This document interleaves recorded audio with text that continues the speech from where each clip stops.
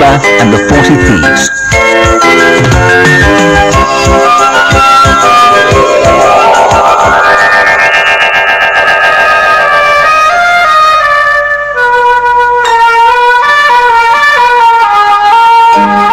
Once upon a time in Persia lived two brothers, Qasim and Alibaba. Qasim was married to a wealthy woman and was a very rich merchant. Alibaba was just a simple woodcutter and had married a woman as poor as himself. One day, Alibaba was collecting wood in the forest when he noticed a group of strange men on horseback. Robbers, Alibaba thought to himself. They must have a hideout near here. I'd better hide in this tree. From his perch, Alibaba counted 40 men, all armed. Their leader rode up to a huge rock and commanded, "Open Sesame!" With these words, the rock rolled back and the robbers disappeared into a large cave. You take those through there! Alibaba decided it was safer to stay hidden. A little while later, he heard the command, "Open Sesame!" The band of robbers came out, and with the words, "Shut Sesame!" the rock slid closed. Alibaba couldn't wait for the thieves to load up their bulging saddlebags and ride off, so he could go down and try the magic words for himself. Sure enough, when he said, "Open Sesame!" the rock opened. He walked into a huge cave and the rock closed behind him. Alibaba couldn't believe his eyes. The cave glistened with riches piled up in every corner.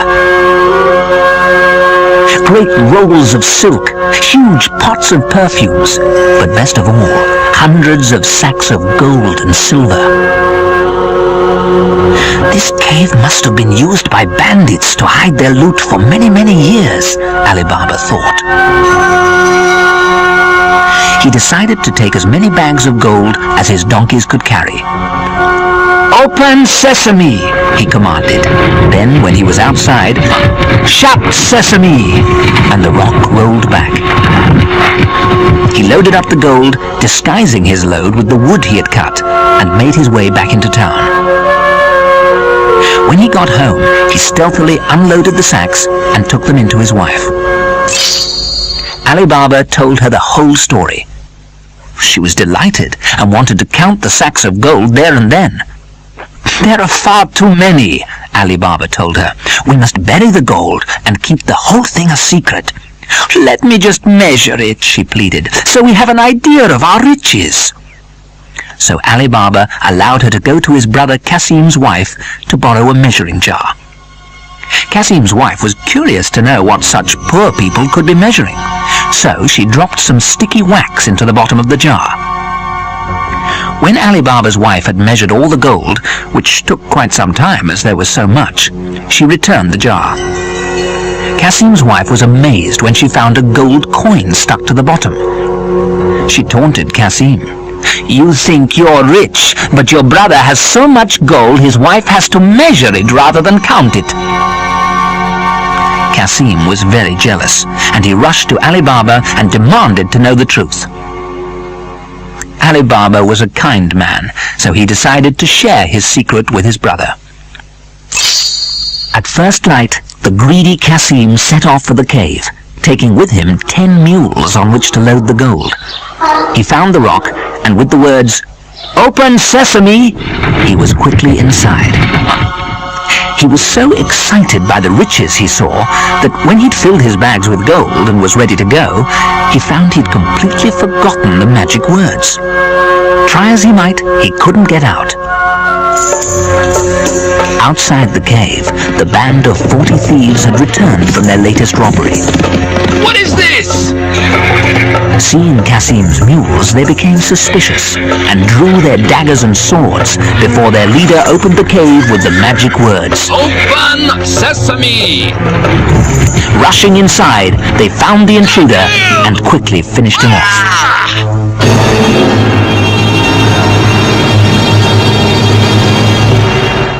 The The robbers couldn't think how the intruder had got in, but they decided to leave his body in the cave as a warning to anyone else who might know the secret words.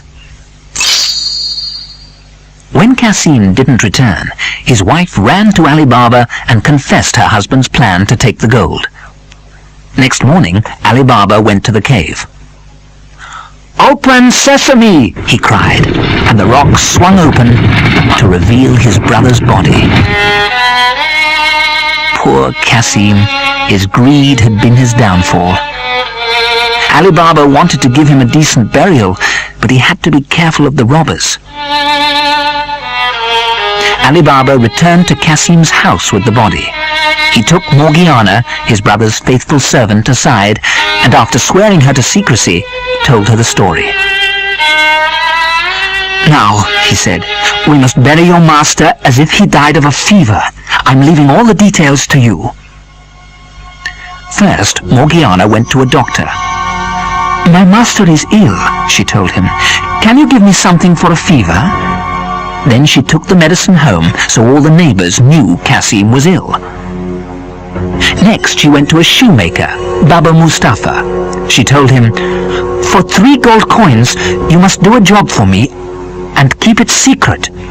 And she led him blindfolded to Cassim's house. When they arrived, she explained that he must use his stitch skills to disguise the many wounds her master had received. When his task was complete, he was blindfolded again and led home.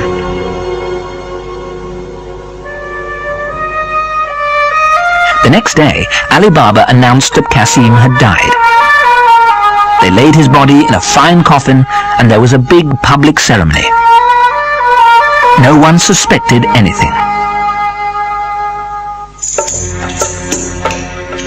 Meanwhile, back at the robbers' cave, the bandits had returned to find the body of the intruder gone. "There is someone else who knows the magic words to open this cave," the leader told his gang. "If we're not very careful, all our riches will be stolen away from under our very noses." He stopped to think. "One of you must go into town and discover who has buried a friend or relative who died in mysterious circumstances." One of the band volunteered, and off he rode. He arrived just as the sun was going down, and the first shop he came to was that of the shoemaker. Seeing the old man busy with his needle, the robber said, "You have good eyesight, old man, to work in this poor light." "Why, yes," replied Baba Mustafa. "Only the other night I had to do a very delicate task in even less light." The robber was curious, and before long, Baba Mustafa had told him all about sewing up Cassim's wounds. "Believe me, my friend," the robber said, "you will earn a lot more money if you take me to the house where you performed this operation." "I would like to help," Baba Mustafa told the robber, "but I was blindfolded when I was taken to the house." But the robber was not to be put off. He persuaded Mustafa to let him blindfold him, then he led him across the town. Sure enough, the route was familiar to the shoemaker, and directly outside Cassim's house, he stopped and told the robber, "This is it. I feel certain that I went no further than this." The robber was jubilant. His task had been easy. He carefully marked the door that Baba Mustafa had recognized with a cross, then hurried back to inform his chief. They would do away with the people who lived at that house, and the secret of the rock would again be safe. Luckily for Alibaba, who was now living in Cassim's house, Morgiana returned from an errand just at this moment. She noticed the cross on the door of the house, and thought to herself, "What is this mark? I wouldn't be surprised if it has been made by someone who wishes to do harm to my new master." She then came up with a very clever idea to protect Alibaba and his family. Morgiana went around all the houses in the street and marked their doors with an identical cross to the one on the front of her own door.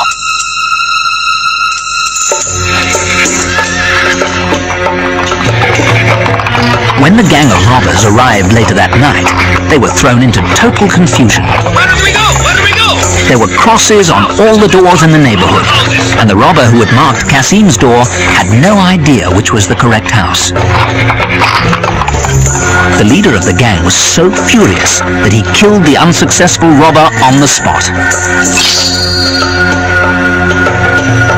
The gang returned to the cave, and another robber volunteered to lead the shoemaker to the intruder's door.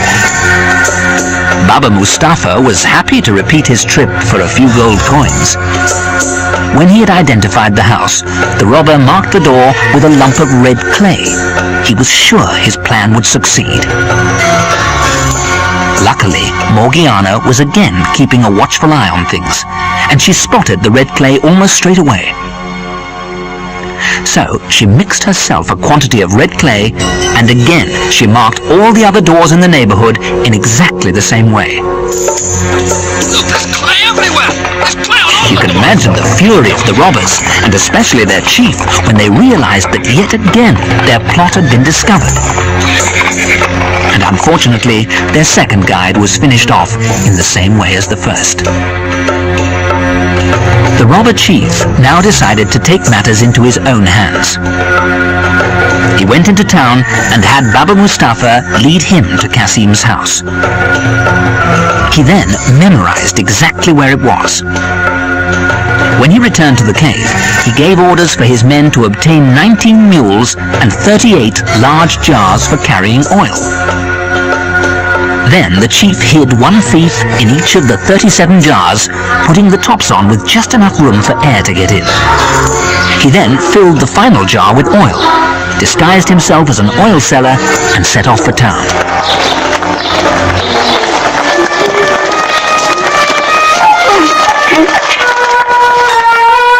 He arrived at Alibaba's house just as the sun was going down, and explained he was a traveling merchant needing a room for the night. Alibaba was such a generous man, he naturally offered his own home. Although Alibaba had seen the robber chief at the cave, he didn't recognize him because of his disguise. So he allowed him to stable his mules and stack the oil jars before entertaining him with food and drink.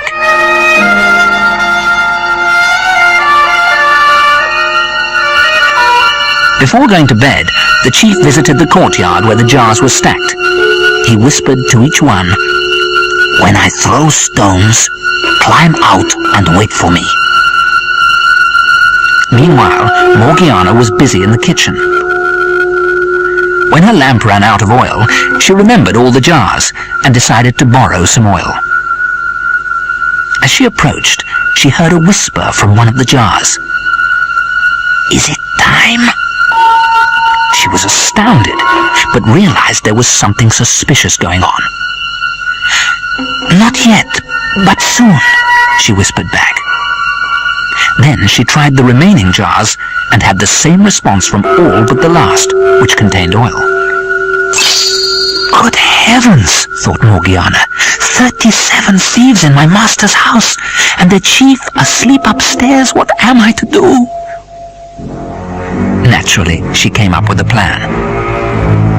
She took a large pan and filled it with oil from the last jar, then she heated it over a fire.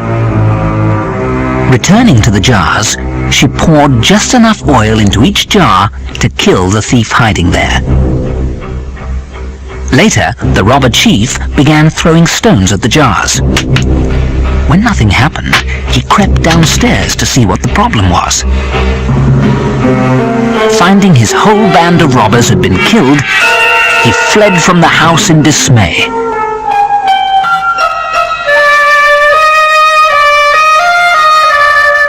When Alibaba woke the next day, Morgiana explained the night's events to him. "Master," she finished, "I beg of you, be on your guard." They buried the pots and their grisly contents at the bottom of the garden. And to show his gratitude, Alibaba gave Morgiana her freedom.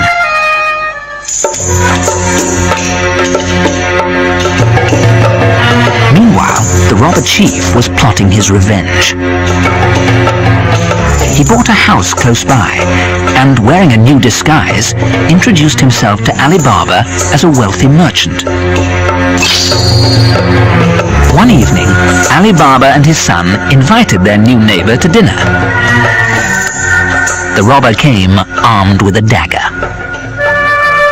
Luckily, Morgiana was as alert as ever and recognized the thief, even through his disguise. After dinner, she dressed as a dancer and entertained the guest.